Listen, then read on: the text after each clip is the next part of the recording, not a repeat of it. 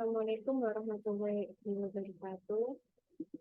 Perkenalkan, nama saya Aisyah Hamza, Fiatin Arno Kemangini, biasa dipanggil Aisyah, nomor NPM 2008-201-0019.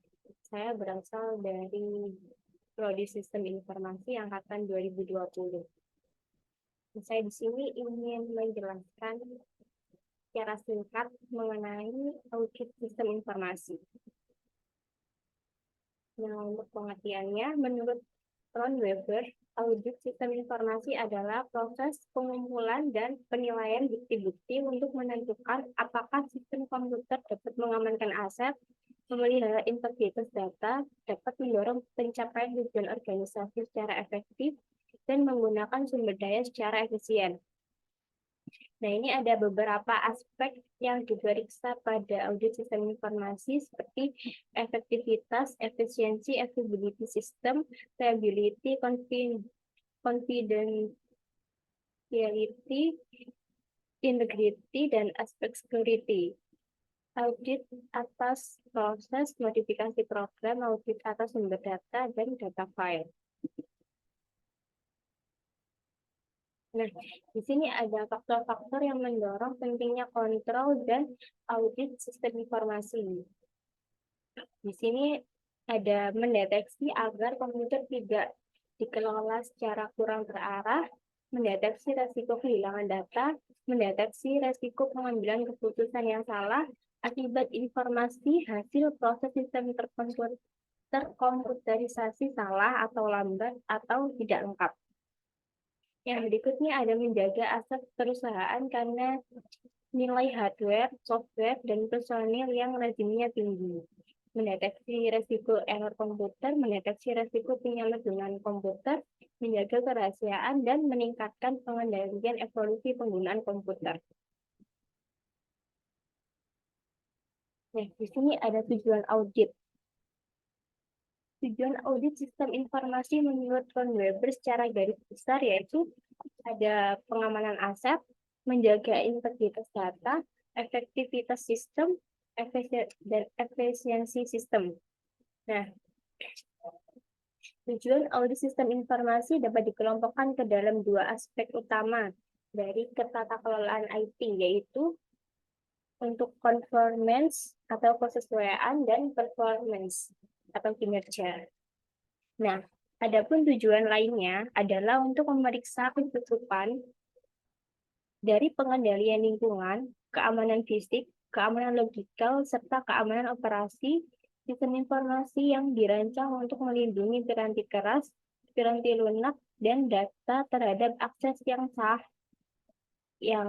salah, kecelakaan, perubahan yang tidak dikehendaki. Dan untuk memastikan bahwa sistem informasi yang dihasilkan benar-benar sesuai dengan kebutuhan sehingga bisa membantu organisasi untuk tujuan yang strategis.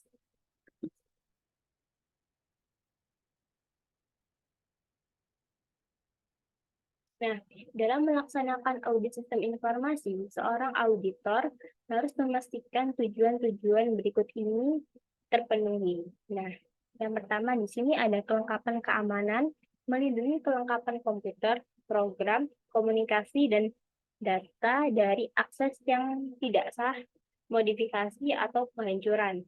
Pengembangan dan perolehan program dilaksanakan sesuai dengan otorisasi khusus dan umum dari pihak manajemen. Modifikasi program dilaksanakan dengan otorisasi dan persetujuan pihak manajemen.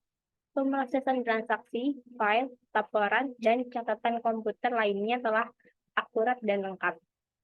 Yang berikutnya ada data sumber yang tidak akurat atau yang tidak memiliki otorisasi yang tepat diidentifikasi dan ditangani sesuai dengan kebijakan manajerial yang telah ditetapkan. Yang terakhir ada file data komputer yang telah akurat, lengkap, dan dijaga kerahasiaannya.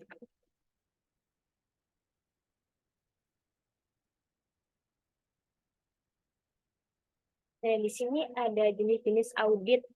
Nah, jenis-jenis audit ini dibagi menjadi dua. Ada audit laporan keuangan. Nah, audit ini dilakukan untuk mengevaluasi dan memastikan bahwa laporan keuangan suatu perusahaan telah disajikan secara akurat, adil, dan sesuai dengan standar akuntansi yang berlaku. Dan yang kedua ada operasional atau yang merupakan suatu jenis audit pada aplikasi komputer yang terdiri dari 3 jenis, yaitu audit setelah implementasi, audit secara bersama-sama, dan audit secara bersama.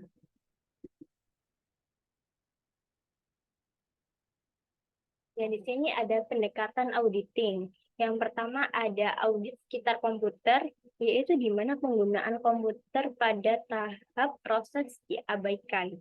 Yang kedua ada auditing melalui komputer, yaitu di mana pada tahap proses penggunaan komputer telah aktif. Dan yang ketiga ada auditing dengan komputer, yaitu di mana input proses dan output telah menggunakan komputer.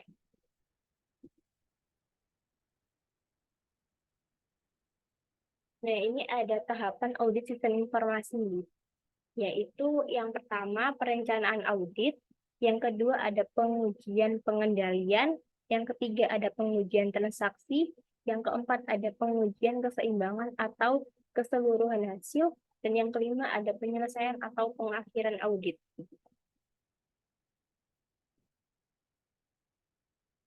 Nah, audit sistem komputer melibatkan evaluasi pengendalian umum sistem komputer perusahaan secara keseluruhan. Dalam audit ini, pengujian dilakukan dengan mengumpulkan bukti untuk menyimpulkan dan memberikan rekomendasi terkait efektivitas, efisiensi, dan ekonomi sistem. Dan standar yang digunakan berasal dari ISAKA seperti IS Auditing Standard, IS Auditing Guidance, dan IS Auditing Procedure. Nah, sekian dari saya. Terima kasih. Wassalamualaikum warahmatullahi wabarakatuh.